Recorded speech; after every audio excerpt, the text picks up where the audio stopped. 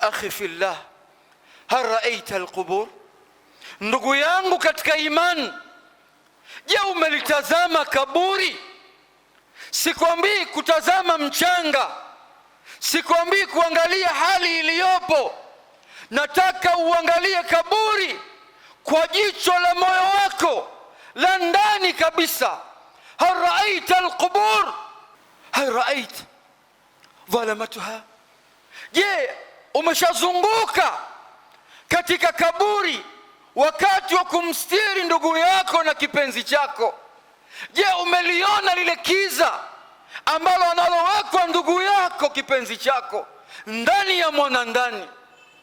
Hal raaita wahshatuha, umeuona upweke wake alivyokuwa katika maisha ya ulimwengu?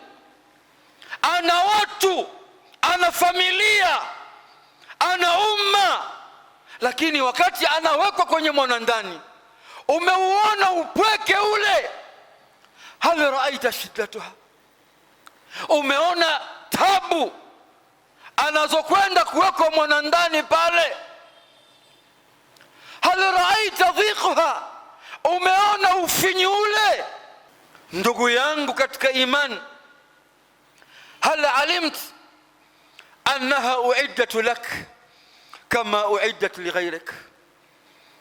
Hivi ulioni kaburi lile kwamba limeandaliwa kwa ajili yako wewe kama vile ambavyo lilivyoandaliwa kwa wale ambao waliokuwa wamepita, wanaokuja baada yako?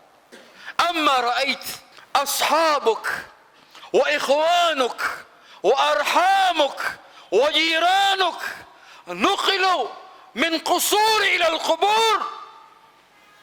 Wewe ndugu yangu katika imani, hujawaona ndugu zako, hujawaona vipenzi vyako, hujaiona familia yako, bali hujaona hata majirani zako ambao wametolewa kwenye makasri, majumba,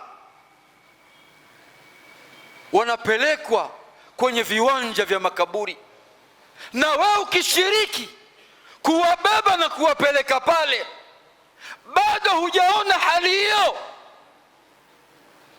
Ndugu yangu katika imani, lazima utafakari hali hiyo ili uishi katika ardhi hii kwa nidhamu, kwa hofu ya kumwogopa Allah.